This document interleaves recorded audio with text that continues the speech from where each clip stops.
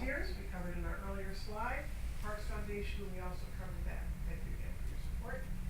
And here's the list of acquisitions in this last period, just so you can add that on. Most of these are related to protecting stream valleys. They're not going to require any construction. I would like to point out the Josiah Henson Special Park. This is an adjacent homeowner who wished to sell to the department. They were so pleased with what's going on the site, and that is great news for us because part of the archaeological resources are located in the backyard of the structure. It gives us a little breathing room and a little space around the historic property, which is relatively small. That property, Josiah Henson, is going to have a capital campaign in the coming year to raise money for. And where we're headed, urbanizing areas.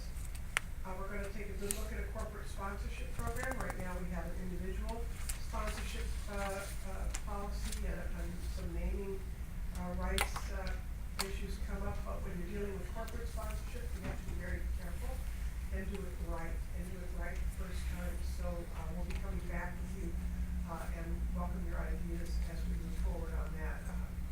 I don't see us renaming any parks. What we're talking about is corporate sponsorship, perhaps for individual facilities or segments of parks or for events that we offer in parks, and providing a clear pathway and clear guidelines to tap into that resource that we need to.